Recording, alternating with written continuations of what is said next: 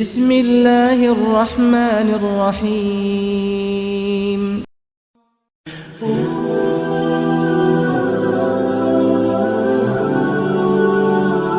آدم علیہ السلام چې الله تعالی کله دنیا ته راولېږه دوه بچي به کېدل د حضرت حوا علیه السلام نه یو بالغ او یو بجینه او په عامه پوره موده به کېدل په پوره نیټه یو غلطه غوندې خبره زمونږ په خلکو کې مشهوره ده وی سار بم کېدل او ماښام بم بچي کېدل دا بالکل دروغ دی دا غلطه خبره عام چې څنګه اوس د انسان په پوره نیټه باندې اولاد کېږي دقسې په پوره نیټه باندې به د آدم علیه السلام بچي کېدل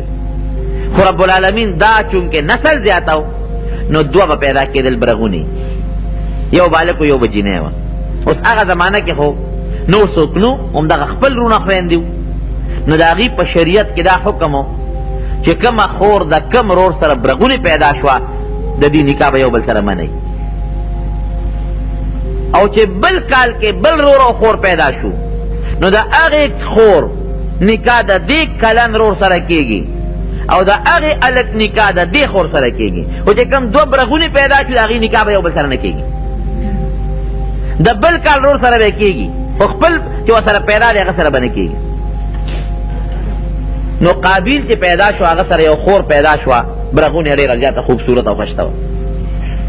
او د آدم علیه السلام بل زوی چې حابیل پیدا شو هغه سره چې کومه خور برغونې پیدا شو نو هغه هغسې ښکلې نه وه کله چې دوی زلمي شو بالغان شو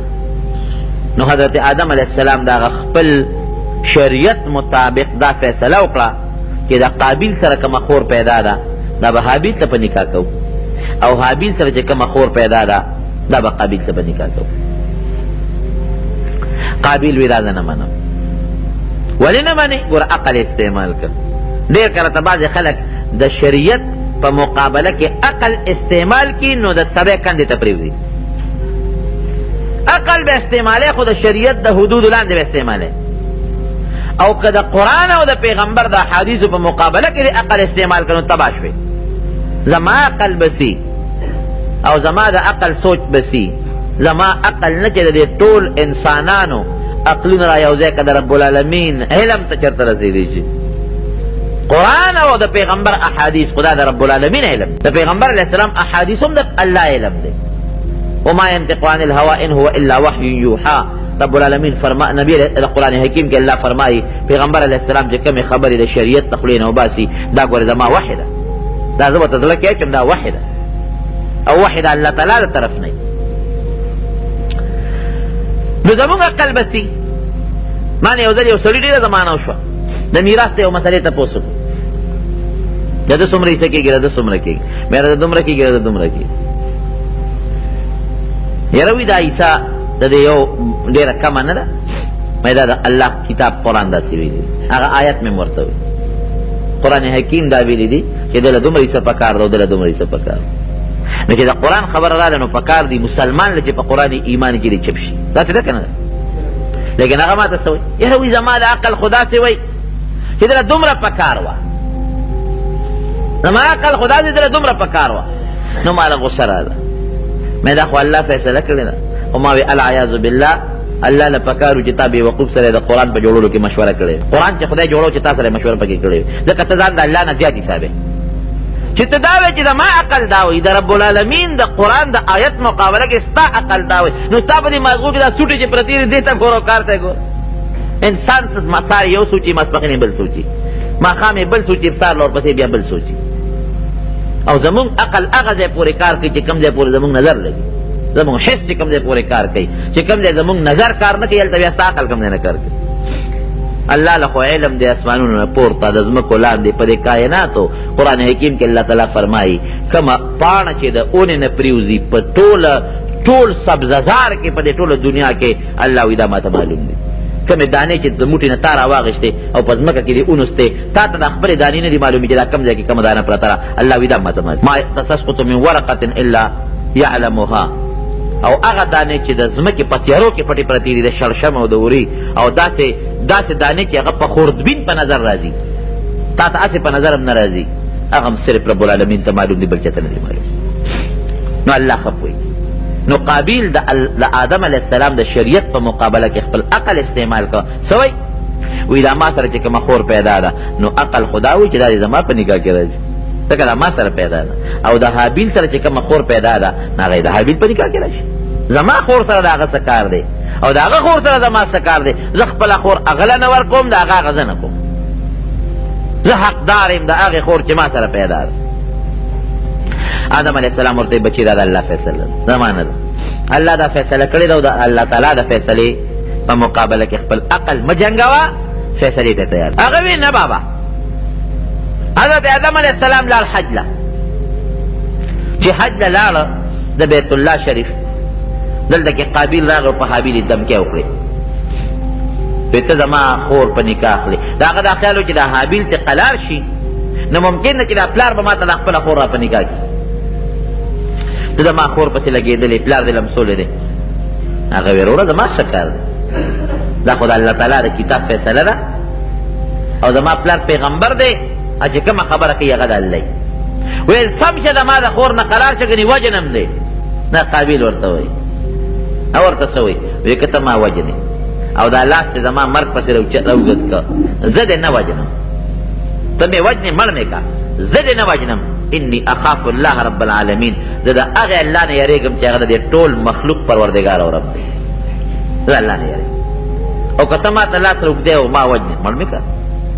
زما لاس تاله نه ده آدم علیه السلام لاړ حج له او دې قابیل مقوم تله چې راشه دا رور د منظر لر که مړې که ګوره شیطان دلته کې اوس کار شروع کړ شیطان یو ځل چا تپوس وکړ وایي څه دا خلک یې ټول تباه کړل په یو بل دې مړه کړل او ورته په جواب کې وي زما څه کار چې یو بل باندې خلک زه وژنم دا توره چې راځي دا ما لاس کې ورکړې څه دا توره وله ما تېره کړې څه دا ټوپک او تماچه باندې چې دا ګوته راکاږي دا وله ما نیولې څه یو بل په خپله وجنې او یادوې پکې ما چا کې پړی اچولی دی چې راشه ودرېږه چې دا بل در باندې ډز وکړي ما تماچه چا له راغشتې او لاس کې مې ورکړه چې راشه شابه وی په خپله یو بل وجنې منډې تړلې مې جوړې کړي دي او بدنامه یې پکې ما وی ستا خو هم پکې څه خو شته که نه وی یو وی ته څه کې وی راځه چل درته ښیم زه راته خپلې لارې ښیم وی موږ یو پوټۍ غوندې حرکت وکړو باقي رضالت او حرامیتوب ستاسو خپل دی وی یو دکان ته بوته نه دکان کې یو بانډیسي راغلی او سپی ورسره سپی د باندې نه راغلی او سپی ورسره تړلی او شاته یې خرڅو نو مشکیزه وه ورسره نو دې سړي د هغه شات راوړل هغه دکاندار ته مخامخ کړی دا شات خرڅوم که اخلي دکاندار دې ته راوړل چې وګورو ښه دي که خراب دي نو چې ده شات ته مشک نه راویستل او هغه دکاندار یې ګوري چې دا اصیل دي ښه دي که ښه نه دي نو دغه د شیطان یو ګوته شات راواغېستل او د هغه دکاندار په هغه دکان کې یو ساس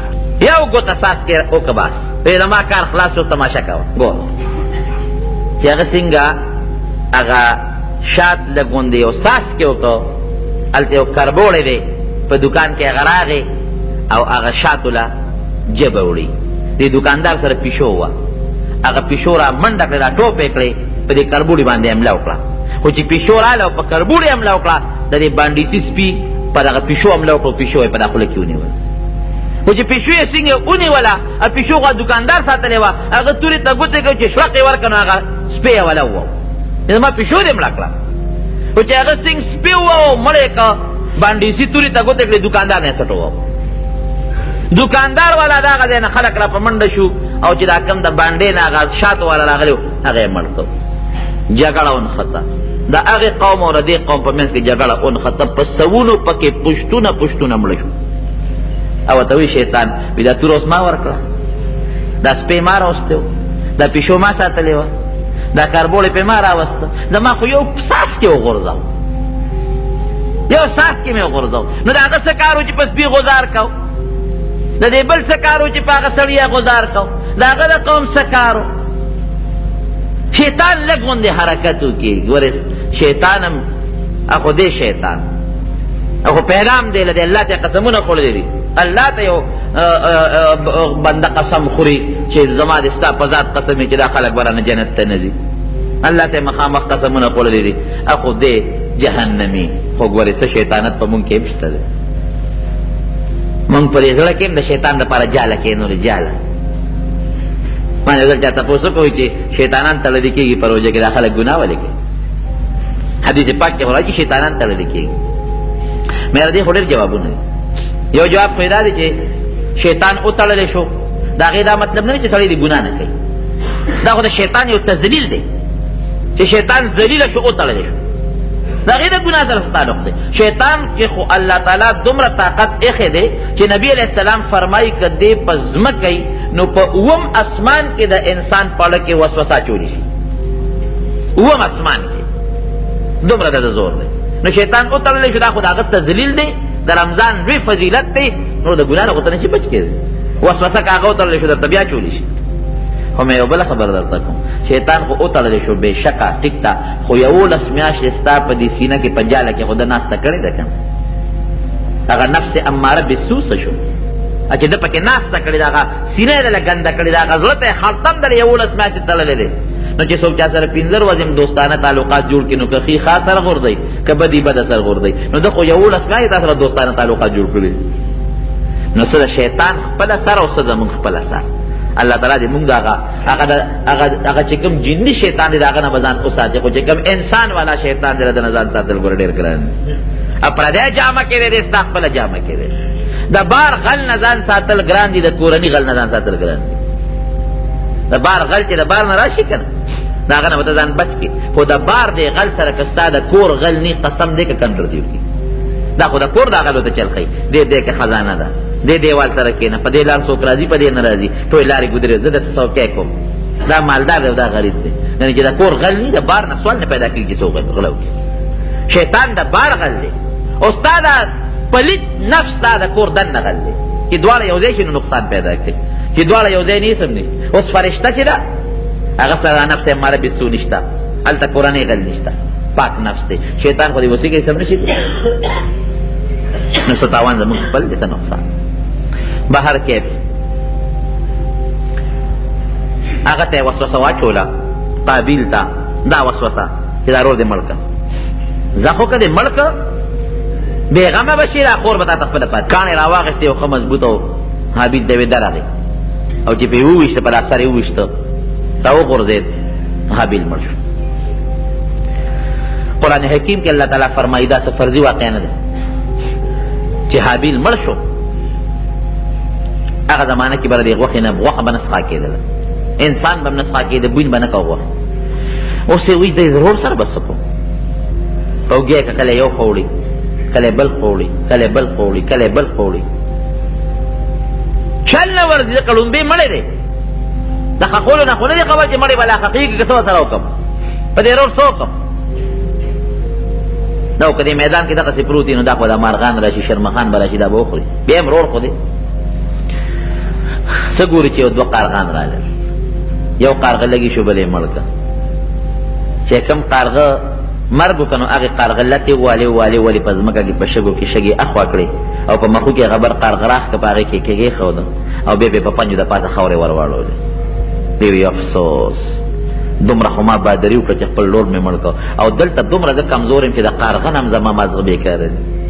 قارغل دا خپل رور دا خخولو چل وردیو مال دا خپل رور دا خخولو چل نرازی نو کندیک او کنستلو حابیلے پکی دفن حضرت آدم علیہ السلام تلی دی حج دا دغی وقت نمخ کے دا سی بوٹی نو چی آغی کے میوہ نوا ار بوٹی و میوہ کول او دا سی بوٹی نو چی دا آغی میوہ بخواگا نوا کیکر بام میوہ کولا دا بکایانے او دا شنڈے میوہ بام خواگا دا سی بوٹی نو چی آغی کے دی میوہ نی او دا سی بوٹی نو چی دا آغی میوہ دی خواگا نی او یو بوٹی کے ازغینو او بطول خواگی بے مزیدارے اس چی آدم علیہ السلام پلارا روان دی چی گوری علتا کہ دا بازو بوٹو کی میوہ نشتا دا بازو بوٹو میوہ چی گوری ترخا دا بازو کے ازغی پیدا شوی بازو بترخی دی مالگی جنے حیران شو چی دا انقلاب دا کمیرا دکھو چی وقتی حج درات لمنو دا خطول بوٹی دا میوہ ڈکو خواگی میوہ پکی او بخا مزیدار خواگی خشتا ملاوے دے ازغی او غنی پکینو دا خو ازغی او غنی خو دشمن دے دا سو شو اللہ تعالیٰ تے فوراً رجوع بچی اللہ دا بسے کی رب العالمین جبریل علیہ السلام رو لے گو پیغمبر تا چکر سا مسئلہ پیغی چی دا پیغمبر او دا اللہ میانس کے واسطے نبی جبریل علیہ السلام رضی تا پوستے کئی چی جبریل دا سا چل د کائناتو کې خو انقلاب راته خو ډېر خطرناک او مضبوط انقلاب څه چلو شو ویاو الله تعالی ډېر سخت غصه شوی دی دومره غصه دی چې دومره غصه د رب العالمین چېرته هم نه ده ښکاره شوې دومره غصه دی وایي په څه غصه دی وایي ستا یو زوی لګي شو بل زوی د وجلی دی قابیل لګي شو حابیل یې مړ کړی دی په هغې الله دومره غصه شو چې 3 سې اوبې مکمل ترخې کړې دومره په الله غصه شو چې د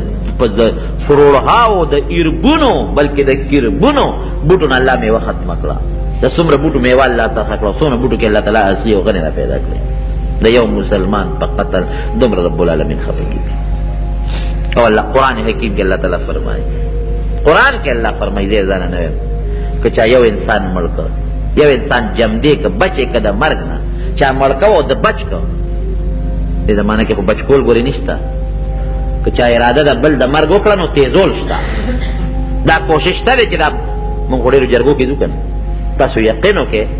دې مړو دې روغو کې اکثر څوک راته ووایي اوس خو هم زړه نه کېږي ولې که چاله په جرګه لاړ شي نو مني دی او که ورشي نو تا پسې لا خبرې کوي چې یاره فلانکي تنګ کړی یم نو بس هر وخت را پسې را منډې وایي نو خو زمونږ بیا نه صبرېږي مونږ وایي مسلمانان دي کورونه یې تباه کېږي دی خو نه پوهېږي نو مونږ خو پوهېږو که نو جناب علي اوس چې هغه خلک د 2 کورونو روغه جوړوي مونږ ته په خپله قسم دی ګوره ډېر خلک وایي ای مولوي صاحب برېږې دا ته څه کې منډې تړلې شروع کړي دي او دا روغې پردی کړي دا ته څه کې پرېږده ظالمان دي چې په یو بل خدای تباه کړي پرېږې ده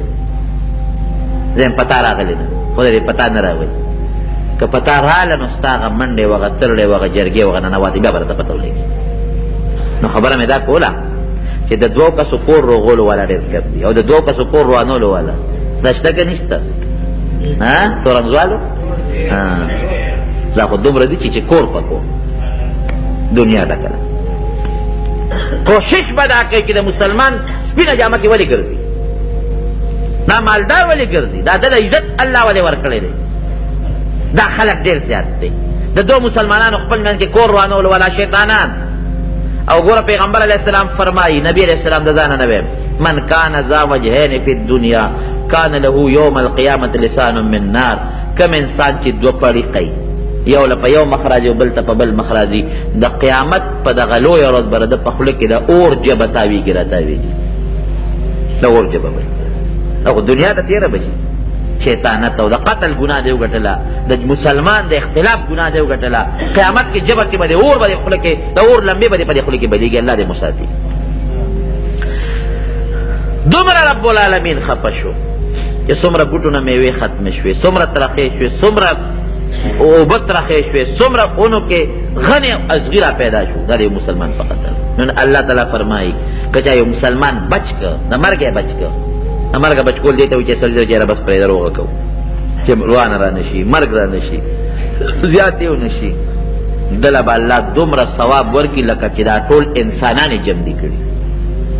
مونږ خو دې ثواب ته ګورو ځکه دا منډې تړلی وو دا ثواب راته په دې ذهن کې پروت دا مړه دنیا خلک دې خبرې به کوي مونږ په داسې څوک بلا دا چې مونږ پسې به خبرې نه کوي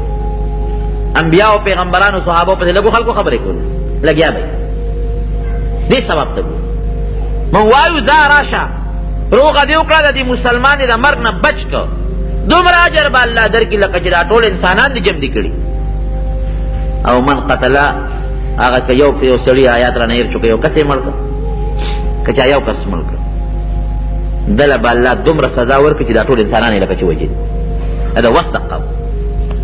دومره به سزا الله ورکړي لکه چې ټول انسانان یې وجدي نو د مسلمان په مرګ الله خفه کېږي خپل منځ کې په اختلاف او په جګړو الله خفه کېږي بغض او حسد په مونږ کې څومره ډېر دی توبه وباسه که دا بغض او حسد دې حجم لرلی او طول ورځ او عمق یې لرلی وجود یې لرلی نو زما په خیال چې د یو انسان په دا زړه کې او په دا دماغ کې دومره بغض او حسد پروت دی چې دا ټولې تورندی او پیډه خو ښکاري نه په سترګو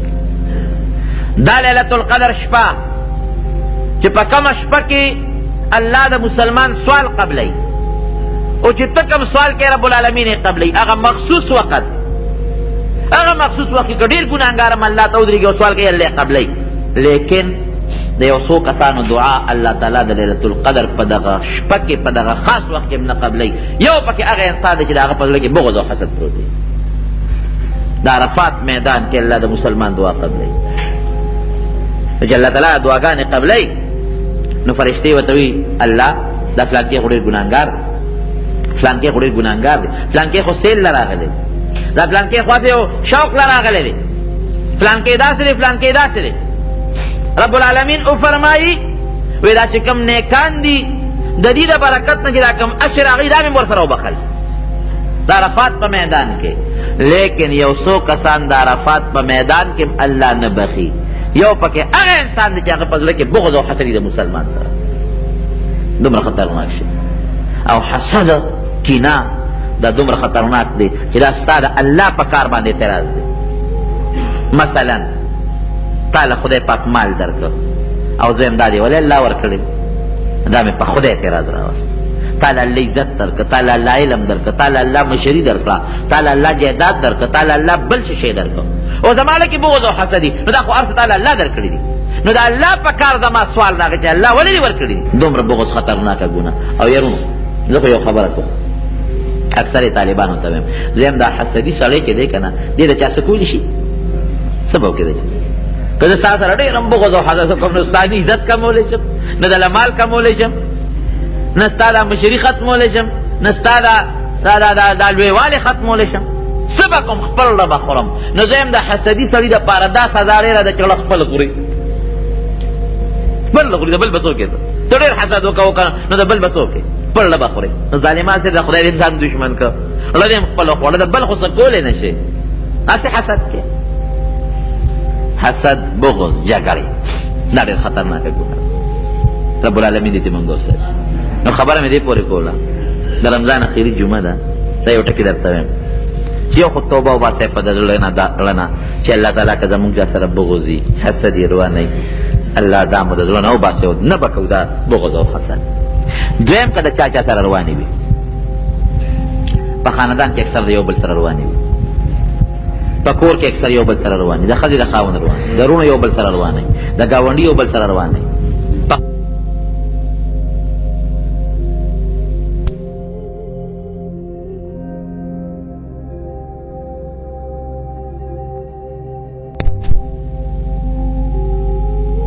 نیکي وکړه فلانکي وکړه فلانکي وی دا وبخې یاره وایي ګورې د دې دوو کسانو یو بل سره روانه ده او 3 ورځې شوي دي دا مه بخه دا نه بخو. نو که چا یو بل سره رواني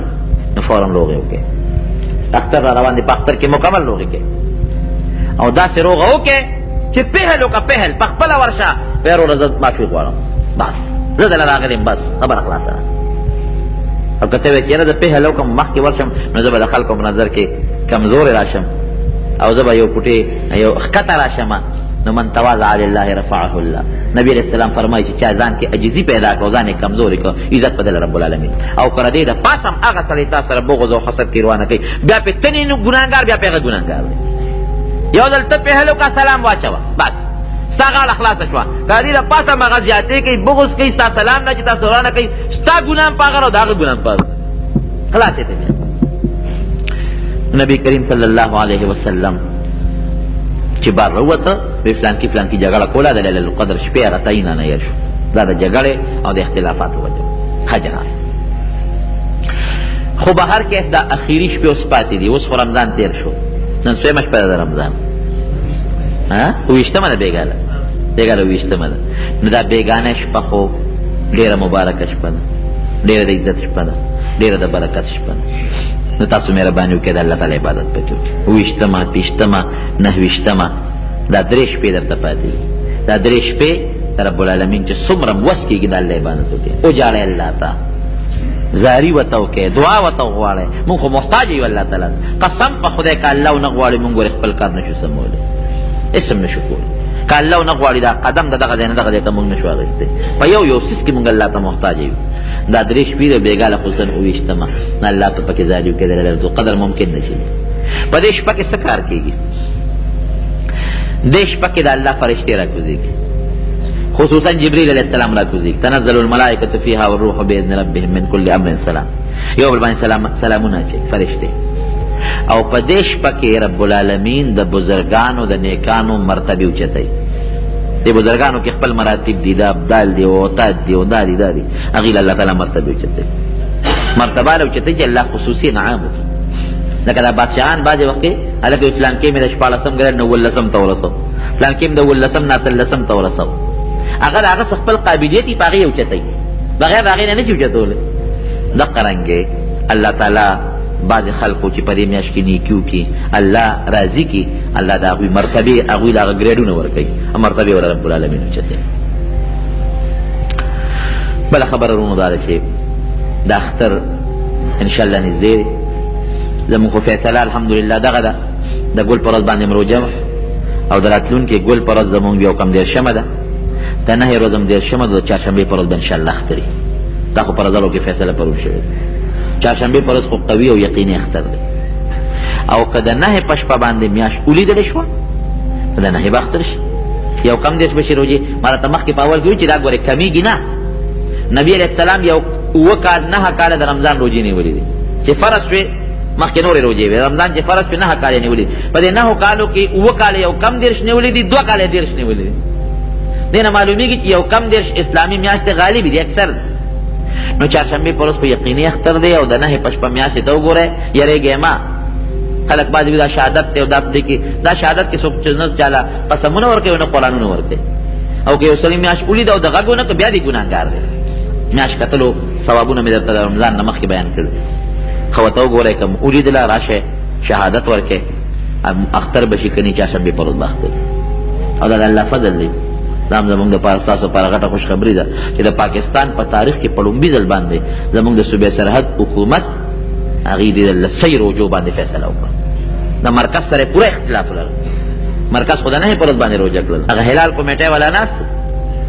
موږ د مولانا صاحب خبره کوله، مولانا سنجان صاحب شیخ صاحب هغه وایي چې موږ ناست چیرمین صاحب یو غوبل جوړ کړی، هغه مفتي منیب الرحمن چې بس اجلاس ختمو ورته چې لکه په قلار کې نه دا خو د علاقې خلک دی زمونږه په بانډو کې میاشت لیدلې کېږي، هغې به شهادت راوړي لږ وخت پکې خیر یو لوی غوبل یې جوړ کړی و. دعای خیر یې وکړه چې بس زه ځم پاسم او چیرمین هم دعا شو. مونږ ورته وایي چې ته ځه ما که دې نه پس بیا چې ته شهادتونه رالل مونږ به بیا کښېنو. دې لال هوټل دې کې شهادتونه رالل چې شهادتونه رالل د پسې مې اطلاعګانې کولې نه راته اخر په مینت او په زور هم راوستې د خدای خاطر وکړه ته راشه. زه دلته ډوډۍ له راغلي، د هوټل سیل له راغلي، خوراک له راغلي، که څه له راغلي. وی سړی م راوست کېم وی سړی م راوست صاحب په موبایل لګیا دی او چا سره په ټلیفون خبرې کوي د بار نه ورته هدایات میلاویږي. دا ستا مرکزي حکومت دی، بار نه هدایت میلاویږي چې نه ګورې نه ګورې پام کوه. مونږ ورته وایي چې ګوره دا شرعي شهادت دی، دا کسان راغلي دي. که شهادت کې فرق وي ووایه، که دا کسان د شریعت برابر نه بیا ووایه. شرعاً د خدای او د پیغمبر په کتاب دلته مونږ سره فیصله کوه. بلکل یې نه منله. مونږ د شهادتونه واخیستل چې د خدای نیکبخته د ټول دنیا ګناه ګټې د ته څه کې په هېڅ طریقه وایي چې نه ما فیصله کړې ده. مونږ ستا فیصله خو د خدای فیصله نه ده، بدلېدی نه شي. دا خو لا غونډه شپه پاتې ده. بهر کې هغه رانه لاړ چې زه نه کوم او مونږ مکمل فیصله وکړله او په هغې زمونږ مولانا صاحب د هلال کمیټۍ نه استعفا هم ورکړه چې تر څو دغه چیرمیني چې دا شریعت نه خلاف فیصلې کوي نو زمونږ د هلال کمیټۍ نه استعفا هم د خدای فضل دی. صوبایي حکومت مکمل د ګل پر ورځ باندې موږ اعلان وکړو، مرکز سره پکې اختلاف وکړو. اوس هم د هغې فیصله ده. د بل سابق صاحب دا ټولې راغوښتي وو د بنو دا چې څومره هلال کمیټۍ مشران دي هغې ته یې ویلي چې تاسو به یو مهرباني کوئ چې خپل اعلان تاسو په خپلو علاقو کې مه کوئ. که تاسو له ګوي راغلو د شریعت مطابق نو دا دلته مونږ ته مرکز ته راولېږئ، صوبې ته پېښور ته. نو چې دلته یې راولېږئ نو ټولې صوبې به یو شان اختر شي. خدای دې کړي چې دغسې وشي. هغې خو ظالمان دي. او دام تاسو ته یو خوشخبري در کوم چې د کراچۍ علما چې اکثر مفتي محمد شفیع صاحب، ډېرې مفتي محمد رفیع صاحب او مولانا تقي عثماني صاحب هغې ټول عمر د پاکستان سره یو ځای روجې کړي دي، اخترې کړي دي چې هغې ته دې زمونږ د صوبې علماو هغه دغه ورولېږه چې دغسې زمونږ فیصله وه. هغوی اعلان وکړه باقاعده چې د ګل د روجې چا نه یې نیولې د هغې قضا دې وکړي. کراچۍ ډېرو علماو مونږ سره په دې کې اتفاق کړی دی. بهر کیف هغې وي پښتانه وایي یو پکې وزیر دی چې ته مصیبت غوندې دی هغه وایي پښتون خو زوی ته وګورئ چې ما میاشت ولیدل. داسې دا ظالمان دشمنان دي د پښتنو. نو دا خو د اختر فیصله ده. مونځ د اختر به انشاءالله مونږ په عیدګاه کې په 8:30 بجې کوو. 8:30 بجې به مونږ په عیدګاه کې مونځ کوو. او چې کوم د میرو کسان دلته کې موجود دي نو هغې دې په خپلو جوماتونو کې بیا د اختر په شپه اعلان وکړي. اوس نه اعلانونه ونه کړي. د اختر په شپه دې بیا اعلان وکړي چې 8:30 بجې به انشاءالله په عیدګاه کې مونږ مونځ کوو. صدقه فطر متعلق خدا خبره ده چې 100 روپے د موږ د علماء اعلان کړی دی د یو کس 100 روپے دي کم انسان چې هغه قربانی په واجب ده او مالدار دی نو هغه به صدقه فطر د خپل ځانم ورکوي او د خپل ښځې م ورکوي د خپلو بچو به م ورکوي چې کوم نابالغه بچي دي او چې کومې بالغان بچي دي نو هغې که مالداري نو صدقه فطر دی ورکي او که غریبانانې نو نه دی ورکوي چونکې ښځې شریعت کې خو د ښځې جدا مالي د خاوند جدا مالي ښځه ځان له صدقه فطر ورکوي خاوند ځان له ورکوي خو زمونږ پښتانه خو داسې نه کوي د ښځې مال خو د سړي مال دی اسې وایي ښځې دا ستا دی خو چې موقع راشي او ښځه ورته ویل یو والی ته خرڅومه نو وایي ته خو خرڅ نه کړې چې پته راته ولګي پښتون ته ګوره او ښځې د مال ورکولو ته ګوره نو چې مال یې ته خورې هغه مهر یې تا په قبضه کې اخیستی دی نو دا مهرباني کوه چې هغه صدقه فطر سرسایه د ښځې بیا ته ورکړي که څوک اوړه ورکوي ورکولی شي او کم 2 کیلو 5.5 پاوه پاخه یا څوک غنم ورکوي نو هغه هم ورکولی شي او که څوک نغدې پیسې ورکوي هغې هم ورکړي هغه انسان لري ورکړي چې کوم غریب سړی دی او مستحق انسان او کله به ورکوي اوس نه یې ورکولی شي بهتر وخت خو یې دا دی چې د اختر د مانځه نه مخکې او د سبا خطو نه پس د اختر په ورځ یې ورکوي لیکن که ته یې مخکې اوس هم ورکوي نو ورکولی شي خو د اختر مونځ چې و چې د هغې نه پس بیا هغه ثواب یې نشته کوم چې د اختر د مانځه نه مخکې پکې ثواب حضرت عثمان رضی الله عنه یېره شوې وه سرسایه نو د اختر د مانځه نه پس بیا یو مرۍ ازاد کړ نبی علیہ السلام ته الوي وی د مانه خو یېره ونه ما مرۍ ازاد کړ وی که 100 مرایان هم ازاد کړې هغه ثواب به ونه ګټې کوم ثواب چې د اختر د مانځه نه مخکې په سرسایه کې بل د اختر مانځله چې دی نو وختي پاڅېدل د اختر پر ورځ مسنون دي غسل کول مسنون دي چې ولام دی نوې جامې مسنون دي او که نوې نه نو انځلې پاکې جامې مسواک مګل مسنون دي او د مسواک نه علاوه خوشبویي پورې کول دا سنت دي او د اختر مانځله د اختر جومات ته د کلي نه بعد وختي تلل سنت دي په یو لار به ځې په بله لار به راځئ او د ورکوټې اختر پر ورځ باندې خوراک کول مسنون دي چې سړی سارچې وڅکي او څه خوراک وکړي دا سنت دي باقي د شوال 6 روزې دي هغې بیان به درته انشاءالله د اختر نه پس جناب لږ په سودخور او منافق باندې باسو کې یو 15 منټه یاره دا به چې ته راته مستقل جمعه کې بیان وکړم ښه دا په 15 منټه کې نه کېږي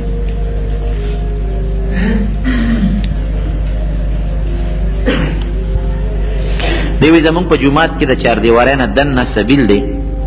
چې یو اعتکاف کوونکي غسل خانه کې دی او بل معتکف ورته په سبیل باندې انتظار کوي اعتکاف خرابي نه په دې نه خرابېږي جومات کې دننه چاردیوارۍ کې یو سړی یو ځای کې کښېني ما ویلي چې اکثر ځای دی هغه ځای کې کښېني چې کوم ځای کې د اعتکاف نیت کړي باقي که نور ته کښېني یا په سبیل کښېني لږ ساتله نو دا خیر ضرورت دی د یو کور نه سرسایه 3 کسو لم ورکولی شي چې یو عیسه یو کس له ورکې یو کس لم ټوله ورکولی شي بهتر طریقه دا ده چې دا نیمول پکې مه کوه د یو کس سرسایه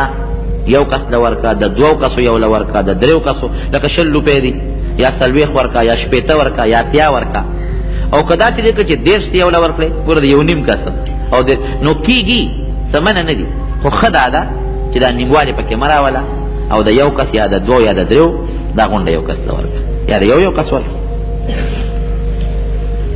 دا د باندو د جمعې خبره ما مخکې تراو کې یو سړی ولاړ و پوزه یې بیګې او زکامې وي او د جیب نه دې رومال راوباسي په یو لاس باندې پوزه بې پاکه کوي نو که ډېر سخت عذر چې پوزه یې بیګې او دته تکلیف وي نو که دغسې وکړي او په یو لاس باندې رومال راوباسي او دې بې پوزه پاکه کړي یو لاس صرف استعمال کړي 2 نه نو خیر دی خو دا هم یو ځل صرف یو ځل او که نه یو ځل دې پوزه پاکه کړه لکه زمونږ د سعودي کې د بعضې عرب داسې کوي هلته کې چې حج عمرې د خدای پاک بوځه هلته به ولاړي او ښه مزېدار هغې به رومال راوباسي هغې خو پکې لاسمې نخرې کوي هغې خو باقاعده رومال په سر باندې پروت یي او رومال به راوالي او داسې به یې 2 لاسونو باندې استعمال کړي او داسې به هم ګوري پکې پوزه هم پاکه کړي دغه قصې پسې به نه کوي خو که یو لاس ته جیب کې دننه که سخت عذر د وجې نه دغه د وجې نه لکه پوزه دې بیګي او تکلیف تا ته هم دې بل تم او رومال دې راویست او یو ځل دې به پوزه پاکه کړه نو خیر خو که دا چل دې وکړه یو ځل دې پاکه کړه دوباره دې بیا پاکه کړه په هغه ساعت او په هغه ساعت دې په 3 ځل بیا پاکه کړه نو دا عملي کثیر شو مونځ دې برباد شو یو ځای کې یو ملا پسې ولاړو جمع باندې زه پسې وروسته ولاړم هغه یو ځل دا لاس داسې کړ بیا داسې کړ بس ما خو سلام وکړ او شاته لاړم ما دا خو مونځ نه کېږي دا عملي کثیر شو په یو لاس عمل که سړی یو ځل وکړي 2 ځله نو خیر دی،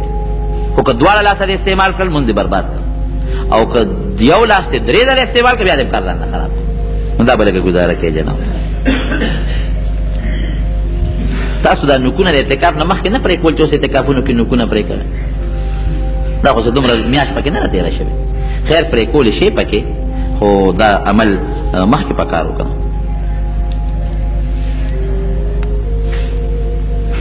او د انسان واړه بولو کې نو بس صرف د وړو بولو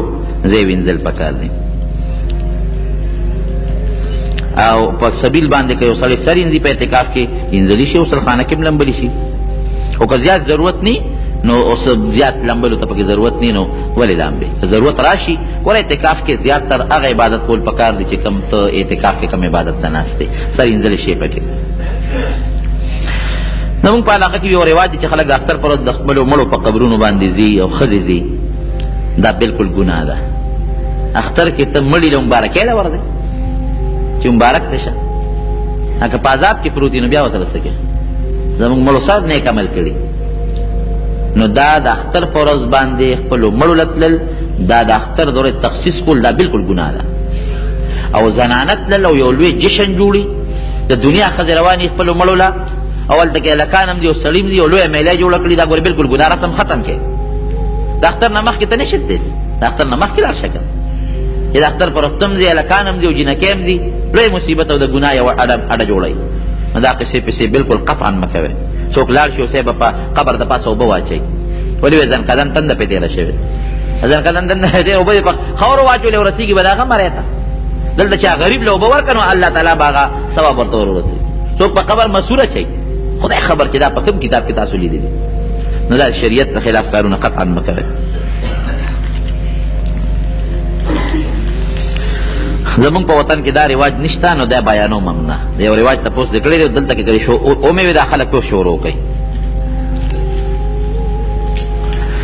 هغه رشته دار له د روجو کفاره ورکولی شي چې هغه غریبي، بل زوی له نشي ورکولی، نوسي له نشي ورکولی، که د زوی اولادي که د لور اولادي، پلار له نشي ورکولی، مور له نشي ورکولی، نیکه له نیا له نشي ورکولی، که د پلار نیکه نه یې او که د مور نیکه نه یې.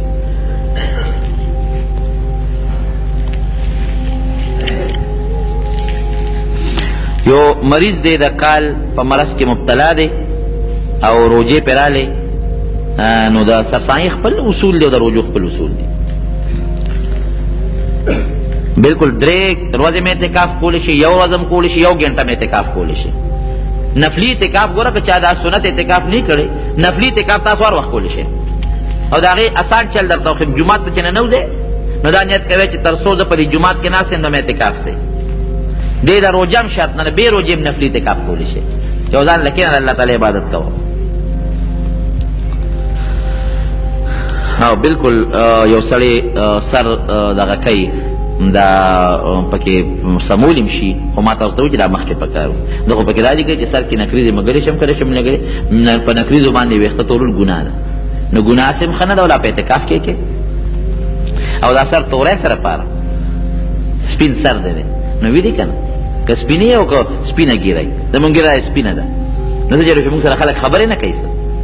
دا قصې پرېږدئ.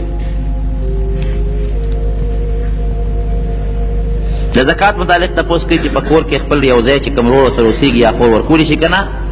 نو که کوم ورور او خور د محتاج یو غریبانان نو زکات وله ورکولی شي، خو داسې شی پې واله چې د هغې ورور او خور په استعمال راشي. او که ته غوښه راوړی دی خور له دې ورکړې چې خور یې دا په زکات کې قبول او که هغې کټوۍ کې پخه کوي بیا ته مازدیګر خورې، دا قصې پسې شروع نه کړې. هغه ورور خور چې تا سره دي غریبانان دي محتاجه، هغې له پې جامې اخیستې شي، پیزار پې وله اخیستې شي، هغې ثواب ګورې زیات دی. ښه د ترستا رشته داران دي.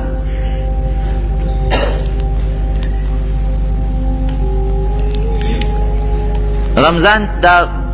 اعتکاف چې مات شي دا بېځایه تپوسونه مه کوئ،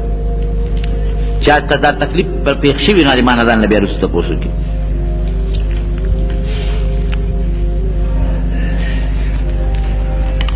بلکل څومره پیسو باندې چې یو ځل پیسې سره جمع شوې کال پې تېر شو زکات دې ورکړه، چې په دې پیسو بیا کال تېر شي نو بیا پې زکات ورکړې.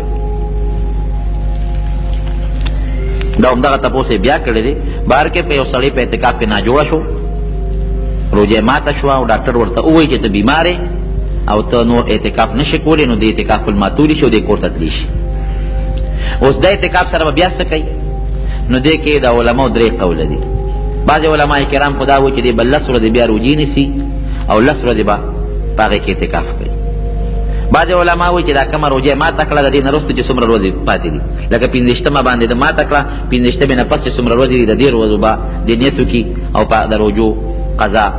دا عام هسې د روجو نفلي او پای کې اعتکاف وکړي. خو یو اسان غوندې قول مونږ خلکو ته خو دا مسله زیاته پېښېږي، یو اسانه غوندې مسله ده، زه خلکو ته هغه بیانوم. صرف د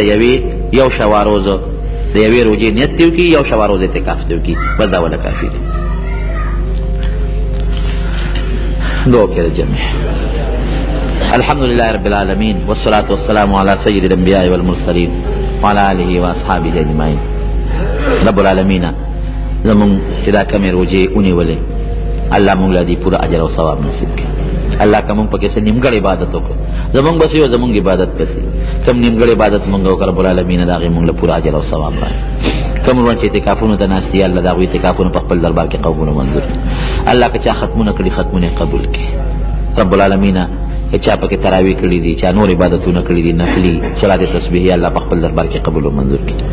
الله په موږ د رمضان دا روجې بار بار راوستلی کړي. خدای بیا بیا په موږ د رمضان روجې راوستلی کړي او موږ له د نیمو توفیق راکړي. الله که څوک مریضان دي ته وله شفا ورکړي. یا الله که څوک قرضداران یې قرضونه اخلاص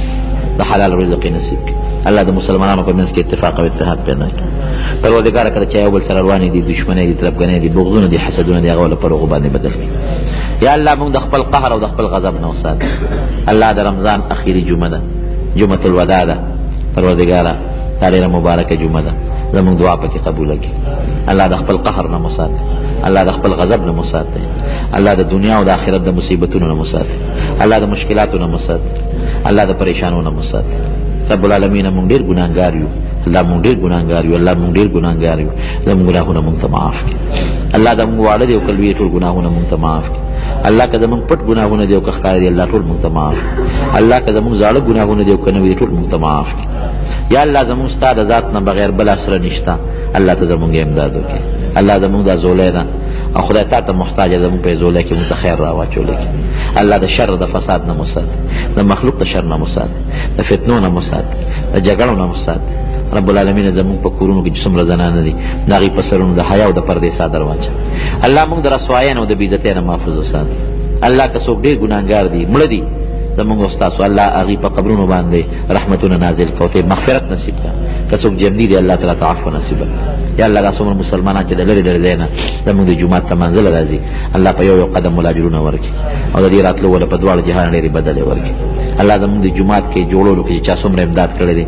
لږ دی او که ډېر دی، تا ته معلوم دی. الله د هغې اجر په دواړو جهانه نصیب کړي. باقي چې کوم کار پکې پاتې رب العالمین دی هغه مکمل کړي.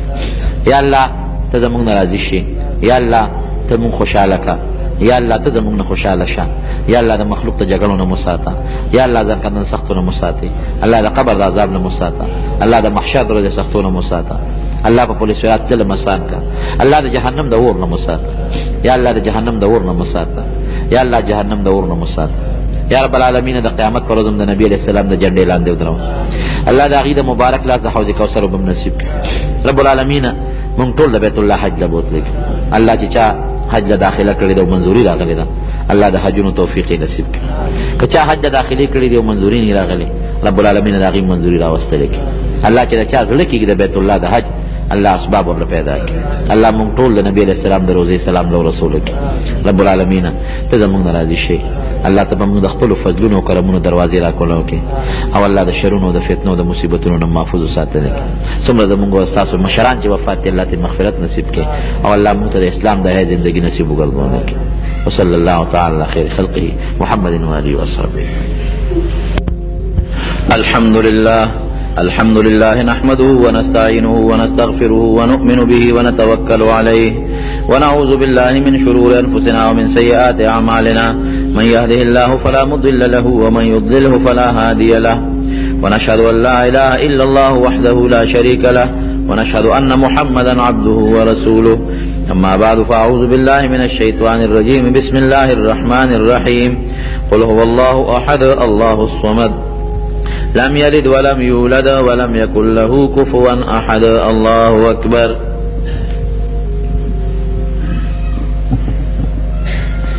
اللهم صل وسلم على سيدنا ومولانا محمد وآله وعترته بعدد كل معلوم لك. اللهم إيمانا بك وتصديقا بكتابك ووفاء بعهدك واتباعا لسنة نبيك وحبيبك محمد صلى الله عليه وسلم. اللهم إنا نسألك العفو والعافية والمعافاة الدائمة في الدين والدنيا والآخرة والفوز بالجنة والنجاة من النار. اللهم حبب إلينا الإيمان وزينه في قلوبنا يا الله، وكره إلينا الكفر والفسوق والعصيان واجعلنا من الراشدين. اللهم قنا عذابك يوم تبعث عبادك. اللهم ارزقنا الجنة بغير حساب. ربنا آتنا في الدنيا حسنة وفي الآخرة حسنة وقنا عذاب النار، وادخلنا الجنة مع الأبرار يا عزيز يا غفار يا أرحم الراحمين. ولذكر الله تعالى أعلى وأولى وأعز وأجل وأتم وأهم وأكبر، والله يعلم ما تصنعون. برانو محترم